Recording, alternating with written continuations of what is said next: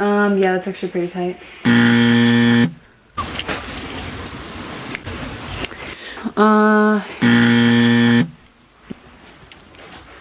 Keys, bag, camera bag, outfit, OTD. Oh, my sock is showing. Gosh dang it. Okay.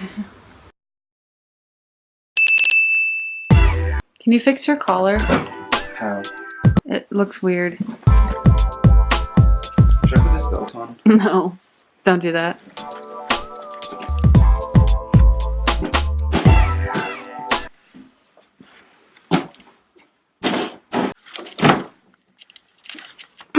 I just zoomed into your butt. Let's get a video together. Excuse me. Get in. Okay, let's go.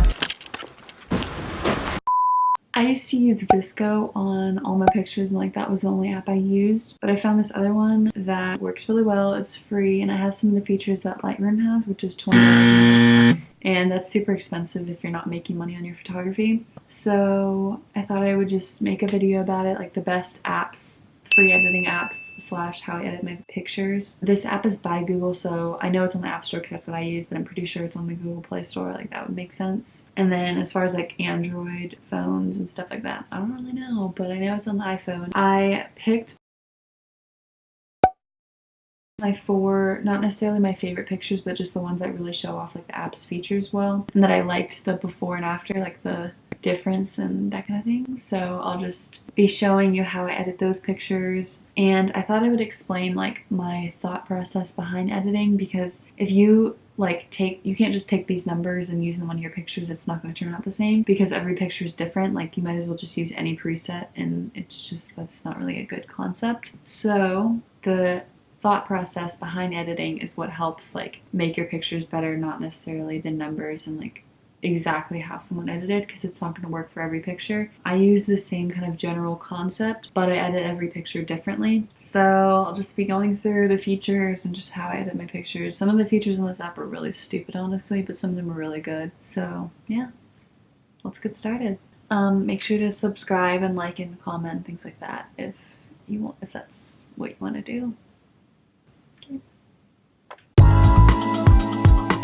So when you open up the app, the first thing it gives you is the tune image tool. And the thing to know about this, I basically just go through each setting and like turn it all the way up and then all the way down and just fine tune it to the place that I like it. So for exposure, obviously I would just turn up or down the exposure depending on how dark the photo is.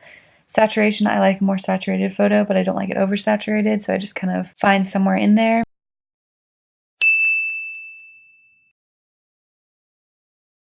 Okay, this feature is my favorite. You basically just select an area and you can like go like this to grab more of that area, and you can change like saturation within that specific area. I love a feature like that because it's so useful.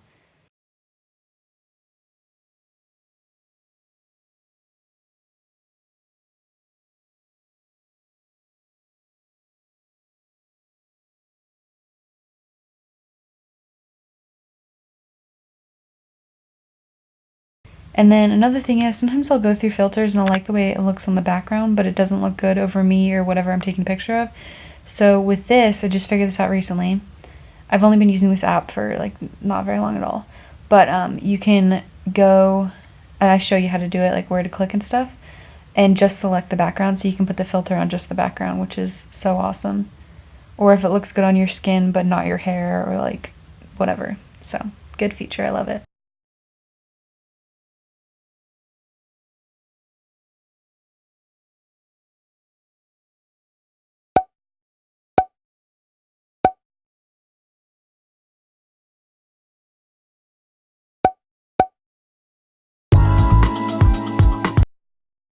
So same thing with this one, just tune image and like changing those numbers and color grading the photo. So with the heal tool, a thing that most people, or a lot of people, just make mistakes with is they'll use like a big brush, or they won't zoom in enough, and so they'll like edit a pimple that's right here, but the brush is this size and it blends in like their nose with their cheek, and it just looks really bad. So make sure to use a really small brush. And here, whenever I'm editing out this pole, I edit out the area with the sky and then the trees and then the grass, I don't go down in a line because that will blend like the sky and the trees together whenever it gets rid of the pole. So just do it in sections if you are going to edit out things out of the background.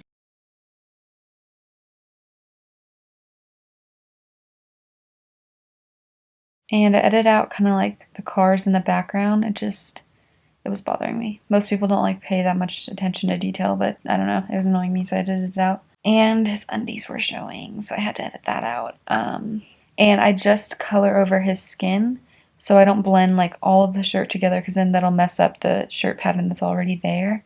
So I just edit like the little triangle. And it looks like his shirt's just tucked in, and that's like the corner of the shirt. You wouldn't be able to tell if I didn't tell you that I edited it, because I showed someone the picture and I was like, notice anything? And I like zoomed into the shirt and they were like, no. And then I showed them the before picture and I was like, his undies were showing, and I edited it out. And they were like, oh, yeah, I never would have been able to tell. So just, if you're using the heel tool, be very detailed and like careful and that kind of thing. And then tone curves. This, you want to make like a very slight S shape. And that just kind of messes with like the contrast and the light and things like that. And you can do specific colors, so I did red. This picture is more like blue and yellowy toned, so I wanted to add a little bit of red in there, but not too much so that his face looks red. So that's what the red tone curve's for. And then same thing with the whole grainy film. That's basically the only filters that are good in this app. The vintage ones are really, I don't like them personally. Some of the filters are just really shitty, but this grainy film one's really good. As long as you just like don't use it at 100%, it's good.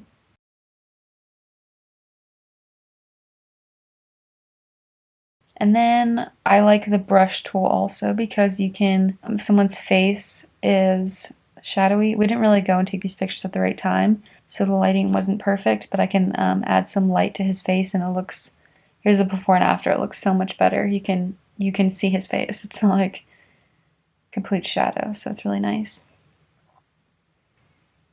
And when I see a picture, the first thing I notice is when it needs to be rotated. I hate when people have pictures that are like off-centered. Most people, I'm like not OCD, but I just pay attention to detail, so that kind of stuff bothers me. But that's so important. Never forget, don't forget to like rotate and crop your pictures. It's very important. Yeah.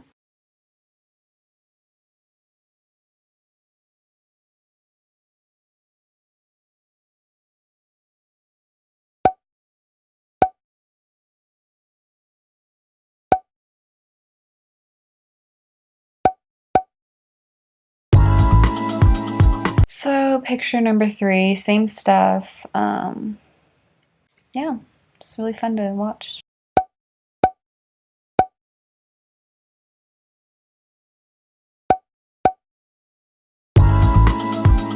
Same thing here. I edited out the sidewalk because that was like kind of a distraction. I want it to be just grass and then just Conrad, and not like all these little things in the background. Same thing with the heel tool, like really zoom in and get a small brush. I'm editing his like face shadows, and so yeah. It's so fun to watch in like fast motion because it takes me a solid like 2 minutes to edit a picture, but then when you watch it quickly, it's like so satisfying.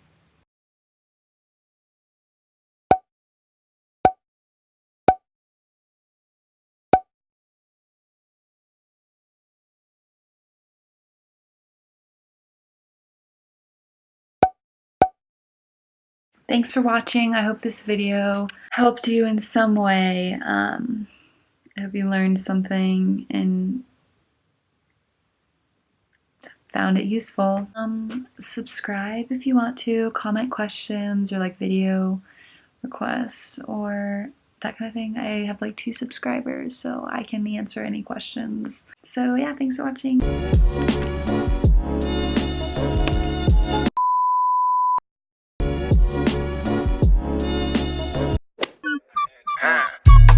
Wipe the plug nose, call me Kleenex, finesse them the load.